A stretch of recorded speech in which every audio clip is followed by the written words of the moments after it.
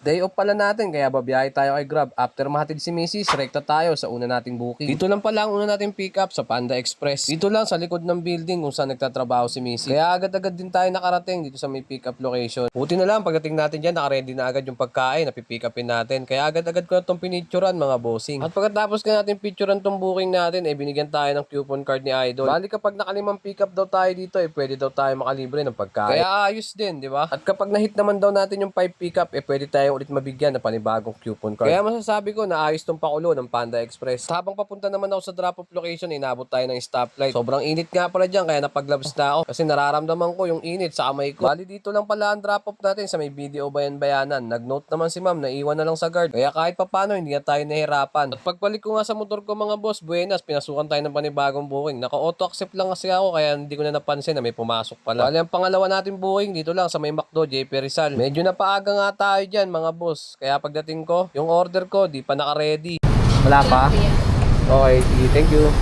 So yun, wala pa yung order natin. Kapasok lang kasi, medyo nakabilis tayo ng punta.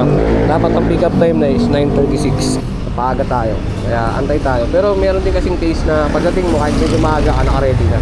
After nga ng ilang minutong na pag-aantay natin mga boss, sa wakas na ready na rin yung item natin. Kaya agad-agad ko na itong pinicturan para maihatid agad. Para na rin makarami tayo at makaboundary ng maaga. Ilang minuto nga lang, nakarating na agad tayo sa drop-off location. Medyo nagulat nga dyan si ma'am sa atin kasi ang bilis daw natin. Di pa daw siya nakakapag-ayos, tumating na tayo. Tapos ka natin i-drop yung pangalawa natin booking, medyo nag-antay tayo ng ilang minuto saka tayo pinasukan. Bale, ito na rin pala yung magiging pangatlong booking ko mga boss. Papunta to ng KFC Concepcion. Medyo masasabi ko sa biyahe natin, sobrang smooth kasi hindi tayo kahit papano tinutukod ni Grab. Minsan kasi mga boss, may pagkakataon talaga na halos walang booking. Kahit ilang oras ka nang nakatambay. Pero ngayon, masasabi ko, salamat Grab, nakikisama ka. Kasi ngayong araw na to, kailangan ko talaga. Katapusan na kasi, namimiss tayo ni Judith. Kaya Grab, alam mo na. Himala, Chamba, naka-ready na agad yung pagkain na pipick upin natin dito sa KFC. Kaya medyo happy ako sa part na yan. Kasi kung alam nyo lang mga boss, kapag pumick up ka sa merchant na to, minsan waiting, malala. At bago nga tayo makarating sa drop-off location, medyo na-delay tayo ng onte. Medyo chismoso kasi tayo, may bumagsak kasi na poste ng Meralco dito sa dinadaanan ko. Medyo napatanong kasi tayo kung anong nangyari dito. At after ko nga dyan makasagap ng balita, nag-proceed na rin tayo sa pangatlo natin drop-off. Buti na lang sa part na to, hindi tayo nahirapan tumawag at kumatok dahil yung customer nakaabang na sa atin. After pala ng pangatlo nating booking mga boss, hindi na tayo pinasukan kaya gumapang ako dito papuntang Ayala, Marikina. At dito na rin tayo nakakuha ng pang-apat na booking. Bali dito nga pala sa Chowking Ayala, yung pang-apat natin tatagusin. Bali double na rin pala yung magiging booking natin dito. Kaso pagdating natin dito, wala pa. At ang nakakalungkot pa,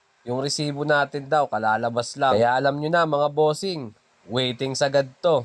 Kaya dito ko na lang muna tatapusin yung video. Maraming salamat sa panonood. Peace out!